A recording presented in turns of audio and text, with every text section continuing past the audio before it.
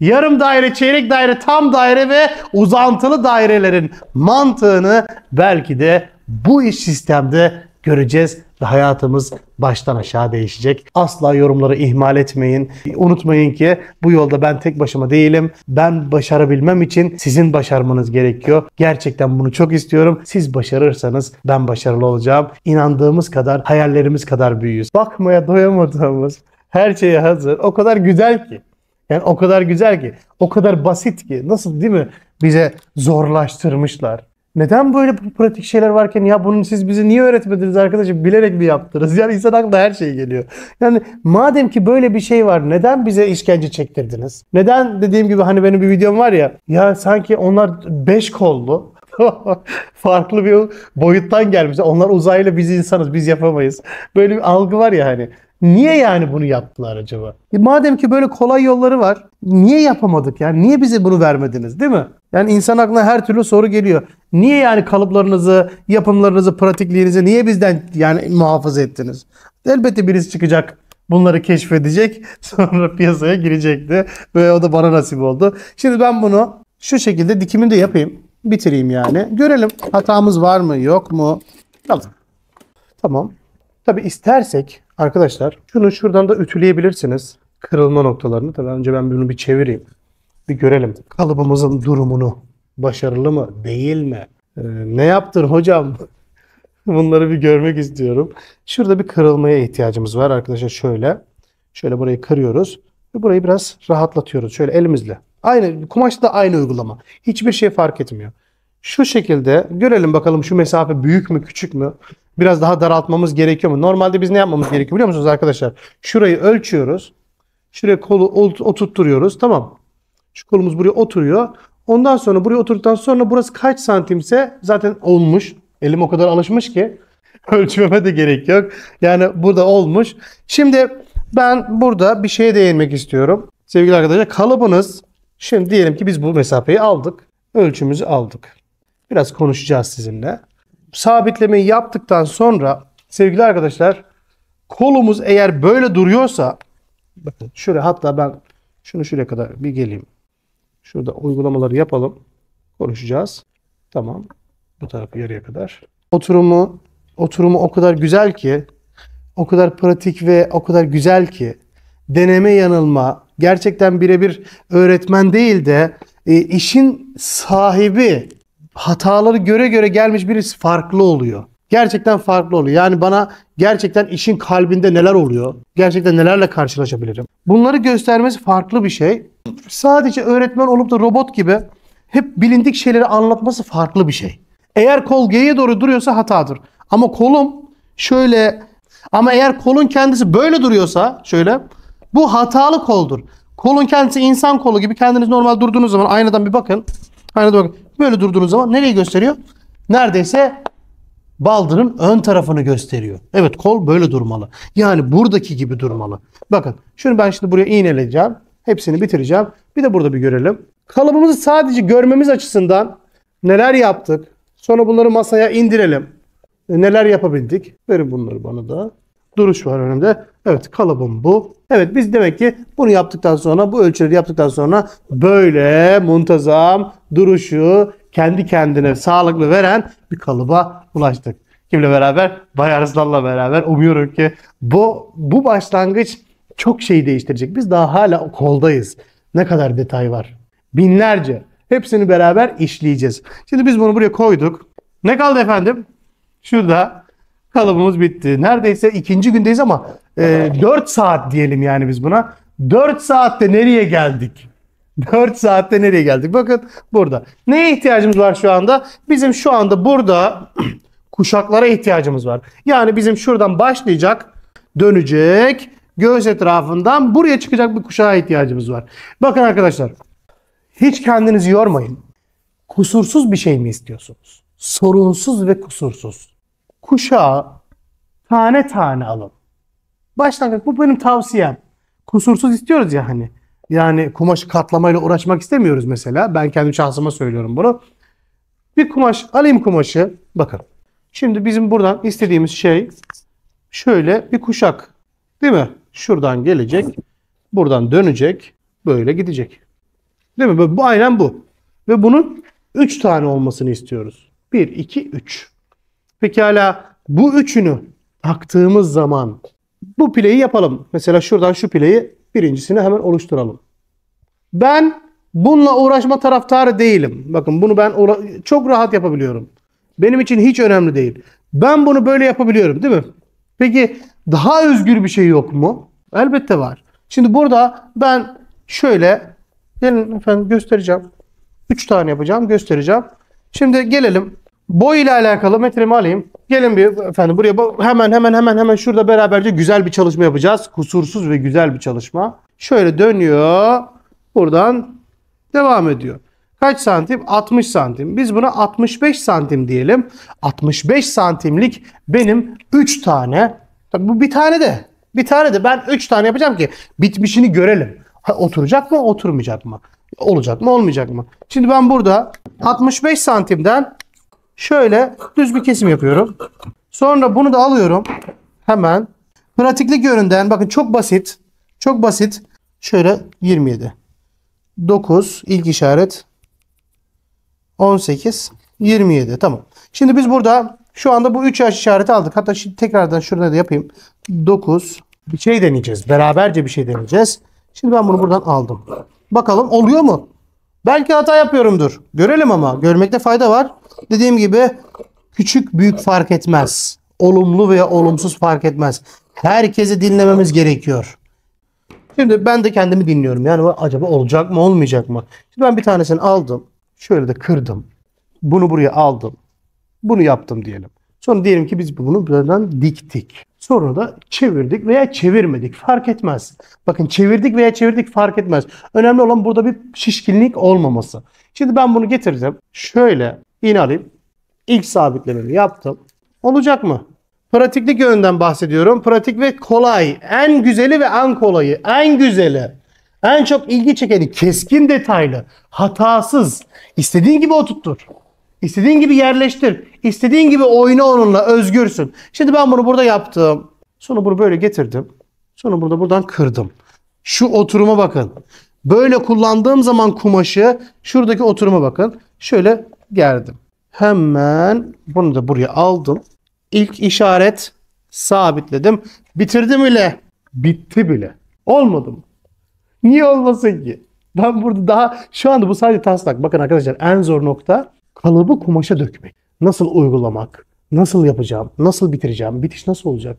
Bunları bilmek. Şimdi ben böyle devam edeyim. Şimdi ben elimde 3 tane hemen hazırladım. Pratik ne kadar kolay değil mi? Yani bunu herkes yapabilir. Hayallerimiz kadar büyüyüz. Hayal ettim hemen ne yapayım? Böyle yapabilirim bunu.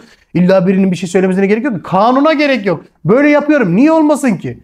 Sen mi yaptın? Veya sen yaptın veya sen yaptın. Ne fark eder ki? Şöyle hemen aldım ikinciyi. Bakın ikinciyi aldım. İstediğim gibi özgürüm ben. Bakın istersem arayı açarım, istersem arayı kapatırım. En son bunları sabitlemek birbirine çok kolay. Çok kolay. Bana inanın, güvenin. O kadar kolay ki siz bile inanamayacaksınız. Hatta drape'de belki çağ atlayacağız. Belki drape yapımlarındaki ellerimiz var ya, o kadar ürünler o kadar ilgi çekecek ki ya bu nasıl oluyor ya diyecekler. Ya bu kadar mı kaliteli, bu kadar mı değişti sektör bir anda? Şu anda ben bunu uyguluyorum. Elbette yapanlarımız vardır ama daha da iyisini yapacağız. Şöyle biraz da geniş verdim. Bakın biraz da geniş verdim. Alayım. Şöyle yaptım. Evet, indim. Bakın. Kumaşı rahatlatıyorum. Bakın döndüreceğim. Ella no llora por un bobo más. Eso ha quedado atrás. Se pone la risa loca. Gelelim şimdi şuradaki şu açıkla. Bunu buradan kesmemize hiç gerek yok. Burası kolun içerisine girecek arkadaşlar. Bunlar uygulandıktan sonra iğnelenecek. Kolun içerisine girdikten sonra overlock çekilip temize çekilecek. Yani ne olmuş olacak? Tamamen özgür. Diyelim ki hocam biz bunu biraz daha alsak da şurada kolda daha güzel bir manzara oluşur değil mi? Evet. Gayet güzel bir fikir. Ben söylüyorum, ben uyguluyorum. Şimdi diyebiliriz ki hocam sen bunu biraz daha bu tarafa al veya şu pileleri aç. Şuradan sonra şurası da kol evine girerse çok daha şık olur değil mi hocam? Bakın burası. Evet, doğru bir mantık. Şimdi ben ne yapıyorum? Hemen bunu biraz daha şöyle genişletiyorum. Oldu. Sonra bunu da Aynı şekilde. Buradan genişlettim. Oldu. Tamam. Şurayı da açıyorum. Tabii bunlar hepsi sabitlenecek en son. En son o işlem işte süper bir işlem. Hepsi sabitlendiği zaman. O zaman bakacağız. Ne oldu, ne olmadı, ne yaptık, ne yapmadık, ne yapmamız gerekiyor, ne yapmamamız gerekiyor. Şuradaki darlıkla şuradaki açıklığın güzelliğine bakın. Şu açık, şu akışa bakın. Peki bizim yaptığımız ürün mü güzel olacak? Yoksa resimdeki ürün mü? Biz tam projeli gidiyoruz. Şu anda bizim nasıl hata yapacağız ki? Hadi siz söyleyin. Siz söyleyin. Hanımefendiler, beyefendiler, küçüklerim, büyüklerim. Siz söyleyin. Biz öncelikle burada zaten bir proje, mimari projeyi şu anda çıkartıyoruz. Şimdi ben buradan keseceğim, buradan yapacağım. Bu işte boyum budur, kalıbım budur, şeklim budur. Tamam. Ben şimdi burada bunu yaptım. Nasıl hata çıkabilir ki? Değil mi? Şu an benim aklım almıyor. Ahmet, hata çıkabilir mi? Yok hocam. He? Aydın, sence hata çıkabilir mi? Yani biz Orta Doğu'dan da arkadaşlar geliyor. Orada da bayağı çalıştık beraber. Şimdi burada bunun üzerinden sonra şimdi daha bu başlangıç. Tarlatanı var, etek kalıbı var. Bir defa çıkartıyoruz o kalıbı ve ömür boyu kullanabiliyoruz. Rengini değiştir, dantelini değiştir, tarzını değiştir. Hepsi aynı. Değiştirdikçe değiştir. İşte sana ne oldu? Bir model oldu 10 model. O 10 model oldu 100 model. İşte biz o özgürlük boşluğundayız. Hayallerimiz kadar büyüğüz. İnandığımız kadar büyüğüz. Niye başarmayacağız ki? Neden yapmayacağız? Evet, şu anda ben bunu burada uyguladım ve bitirdim. Var mı daha iyisi? Yok. En son bunu uygularız. Tamam mı? Bunlar birbirine sabitlenecek. Sabitlenme de güzel bir işlem. Çok hoş bir işlem. Ama tabii belki de bilenler vardır veya bilmeyenler vardır. Bunu, ipucuyu vermiyorum. Bir sonraki dersi merakla bekleyeceğiz inşallah. Şunu şuraya koyalım. Şimdi arkadaşlar, ne görüyoruz şu an burada? Bedenimiz mevcut. Yakamız mevcut. Kolumuz mevcut. Kuşağımız mevcut. Ne kaldı? Tarlatan. Peki, tarlatan olmadan etek kalıbını çıkartamayız değil mi? Böyle şeye de gerek yok. Şimdi biz tarlatan kalıbını çalışacağız. Tarlatanın mantığıyla alakalı şimdi bir ölçü mantığımız var. Şöyle basit bir ölçü mantığımız var. Şuraya gelelim. Alt çap üst sabittir. Üstle alt arası 40 santim açabiliriz. Şurayı 40 santim açabiliriz. Ve buraya kadar burayı, yani niye anlatıyorum ki? Uygulayalım değil mi? Uygulayalım. Şimdi bana şurada A4'ümüz var. Bir de kalem alayım. Normal mavi kalemimiz var mı? Mavi normal mürekkepli kalem. Şimdi sizinle güzel bir şey çalışacağız. Diyeceğim ki işte ben tarlatanın alt tarafını, çapından bahsediyorum. Hemen yazarak uygulayacağız. Gelin hemen yaklaşın, buyurun. Tarlatanımızı yapacağız. Şimdi bizim burada şöyle bir tarlatanımız var. Yani şöyle hemen ben tekrardan çiziyorum.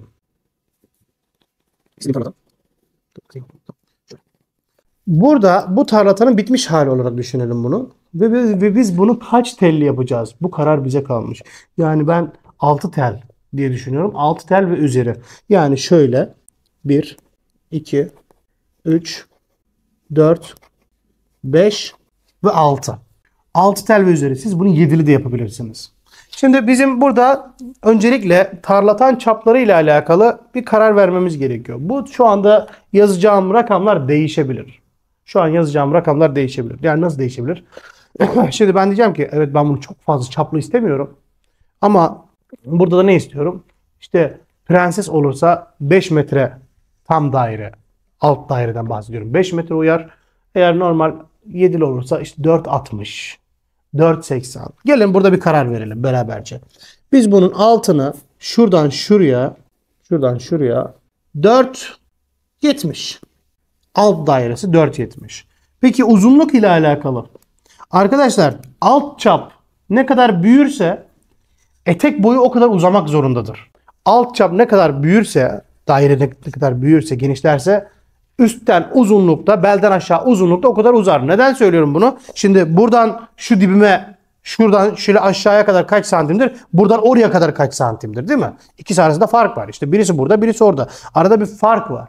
Şimdi biz bunu uzatmayalım. Standart tarlatan boylarından gidelim. Şöyle 4.70 alt çap 1.25 mi diyeyim? 1.20.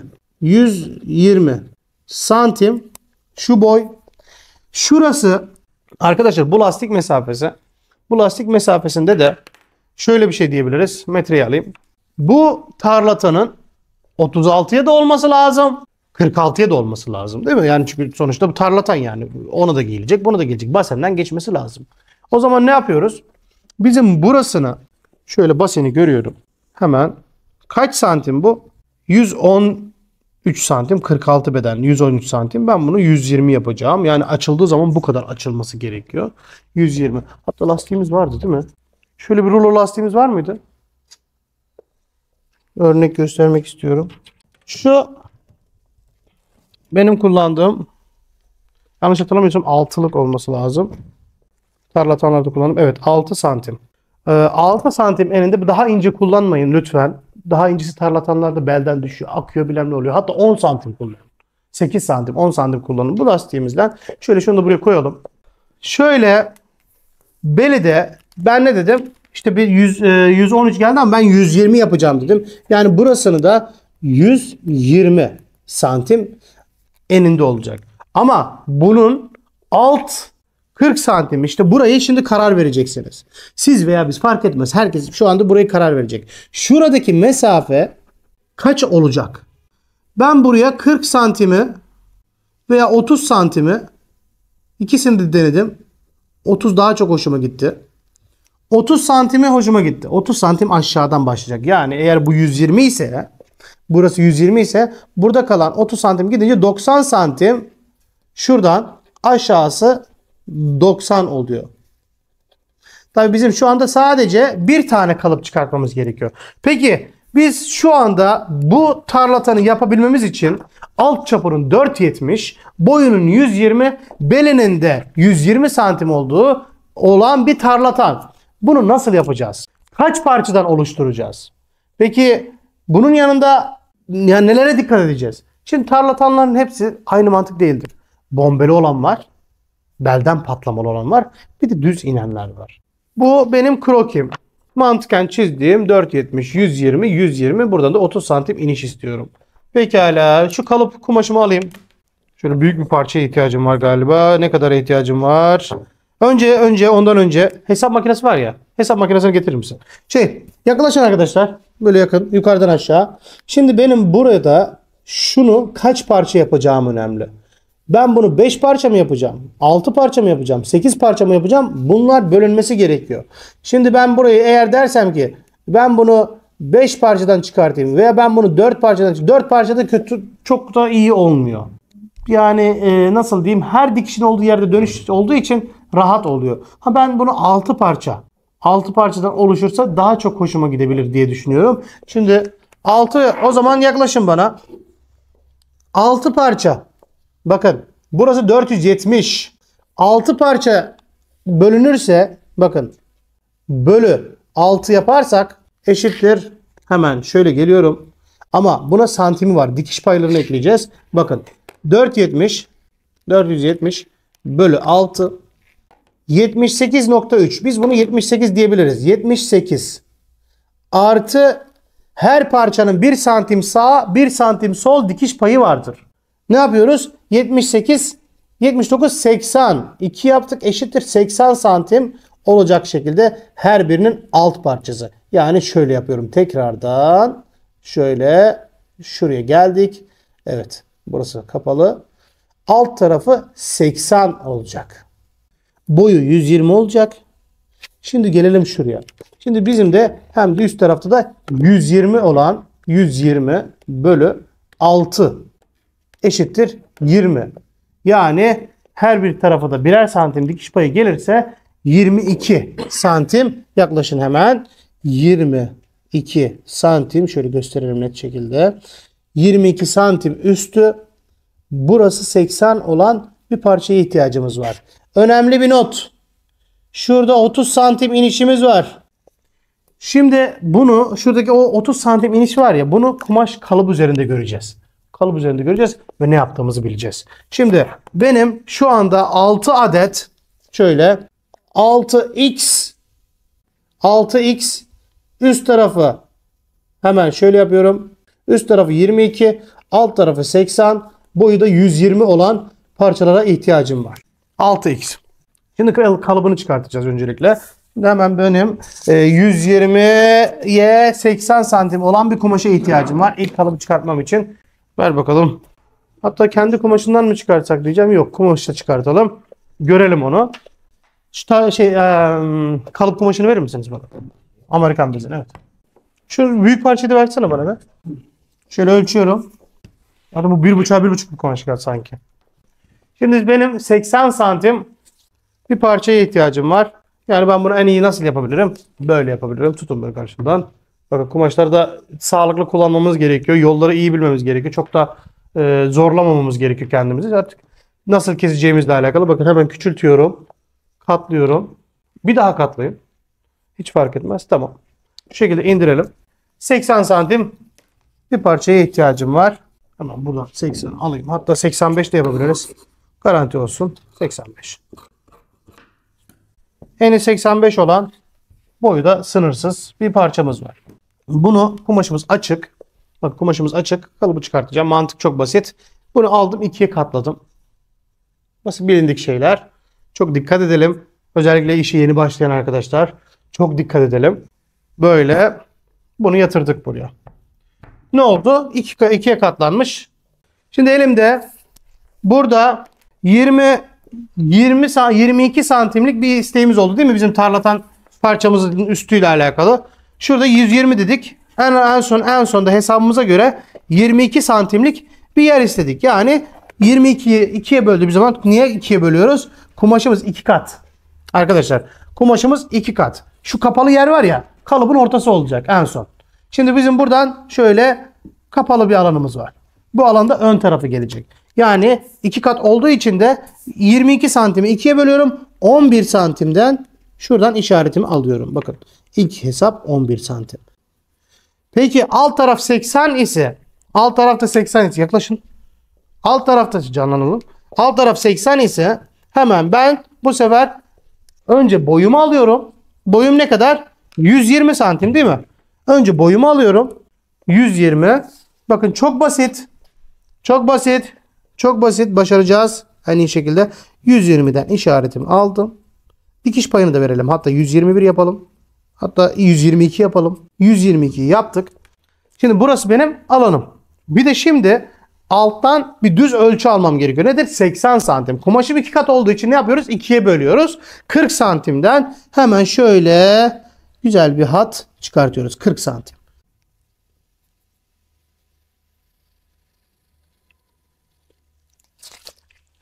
Tamam. 40 santim aldık. Yani şuraya 40 yazdık. X2 yani 80 santim burası. Hemen şöyle burası da 11 X2 eşittir 22 santim burası. Şimdi ben hiç uzatmıyorum konuyu. Mezuromu koyuyorum. Şöyle mezuromu yerleştirdim. Şöyle görün. 80'e doğru gidiyorum. Bakın.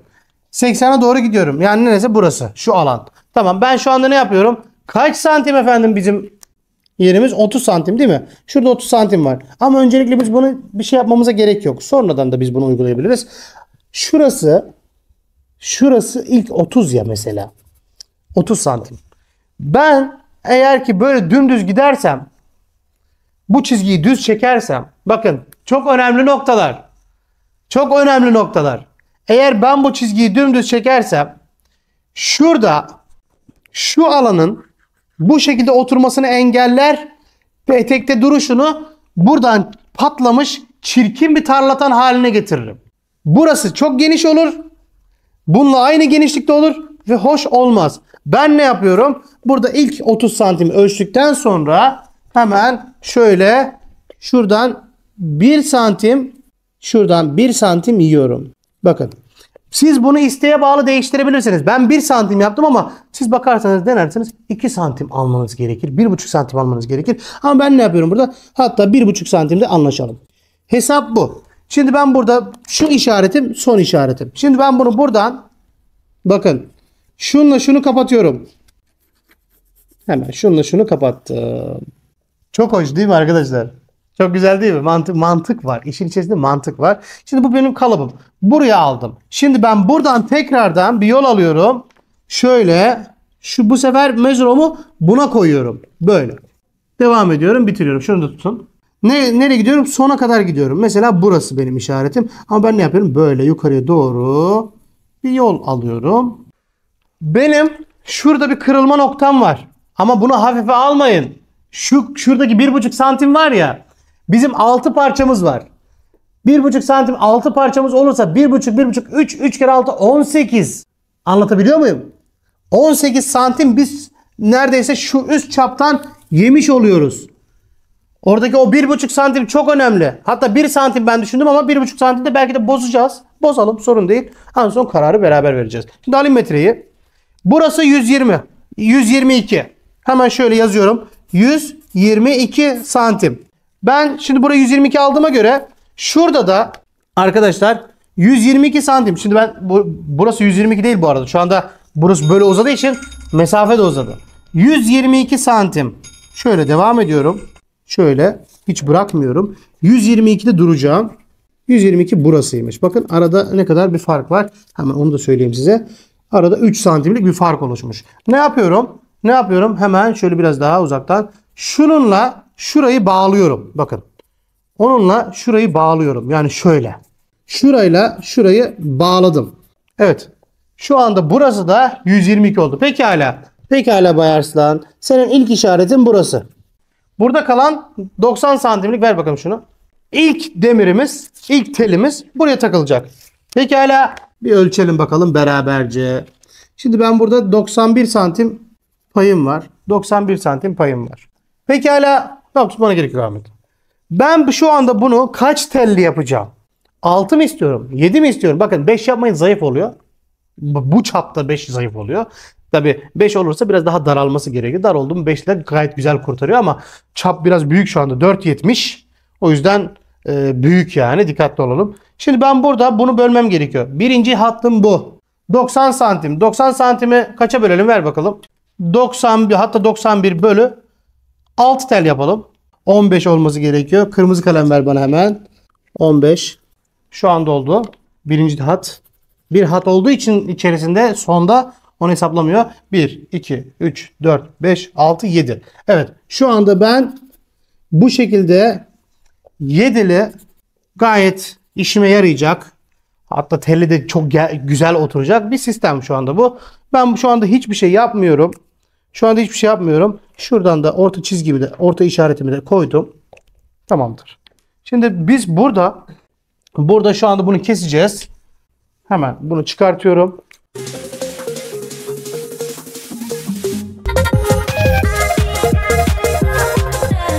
Şu kırmızılara, şu kırmızı yerlere şöyle üçgen işaretler atabilirsiniz. Şöyle. Ben şu anda bu işaretlerimi aldım. Hazırım. İşim de hazır. Her şey hazır. Tamam. Biz bunu açtığımız zaman, hatta kalemi alayım bir daha. 6x olması gerekiyor. Yani 6, bakın yazıyorum. 6x eşittir. Tarlatan şeklini yaptığımız zaman, bakın bunun mantığını hemen anlatıyorum. Mesela 1, 2, 3, 4, 5, 6, 7. Biz buradan anlarız kendi üslubumuza göre. Alt çapı 4,70 santim uzunluk. Bak burada yazarsak hepsini, bu bizim artık bu kalıbımızın ne işe yaradığını söyleyecek. 4,70, 120 yükseklik. Beli de şurası daraltılmış. Şurası 120 olan gayet mantıklı, kullanışlı bir tarlatan. 6 tane bundan çalışırsak bunu bize verecek. Pekala. Sistem hazır. Her şeyi güzel. Şu anda bunu da elimize aldık. Şu anda ben bundan herhangi bir kumaştan, istersem satenden, istersem voal tülden, istersem hayal tülden, istersem her şeyden şu anda tarlatan yapabilirim. Neden? Benim kalıbım var. Pekala, bunu buraya bırakıyorum arkadaşlar. Şu şekilde. Bunu da buraya bırakıyorum. Lastiğim orada. Bu de şöyle tarlatan telim de var. Her şeyi hazırladık biz. Bunu beraberce uygulayacağız. Şimdi soruyorum arkadaşlar. Şimdi size soruyorum. Nasıl?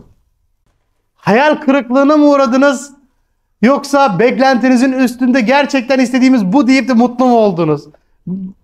Bunu duymak istiyorum. Gerçekten duymak istiyorum. Evet, bilgiyi sağlıklı verebildim mi?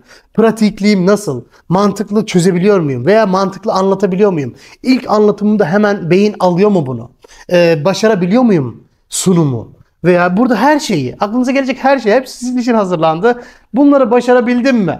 Bunun cevabını sizden bekliyorum. Yorumlara yazın lütfen. Gerçekten bunları duymak istiyorum. Ve inşallah yeni bir günde, yani doyamadım. Yeni bir günde görüşmek üzere. Heyecanla, pozitif enerjiyle. Bakalım şu tarlatanı nasıl uygulayacağız? Kalıbımız burada, rüya gibi. Bakın, rüya gibi. Kalıbımız burada. Tarlatanı burada hazır kalıbı. Tarlatan ayağa kalkacak. Sonra onun üstüne plakaşe eteği nasıl oturacak? Onların hepsini göreceğiz. Yarım daire, çeyrek daire, tam daire ve uzantılı dairelerin mantığını belki de bu iş sistemde göreceğiz ve hayatımız baştan aşağı değişecek. Kendinize iyi bakın. Asla yorumları ihmal etmeyin. Unutmayın ki bu yolda ben tek başıma değilim. Ben başarabilmem için sizin başarmanız gerekiyor. Gerçekten bunu çok istiyorum. Siz başarırsanız ben başarılı olacağım. İnandığımız kadar, hayallerimiz kadar büyüyüz. Kendinize iyi bakın. Yeni bir günde görüşmek üzere. Allah'a emanet olun. Bu videoların devamı için bu videoyu beğen, bir yorum yap, abone ol ve faydalanacağını düşündüğün arkadaşına gönder.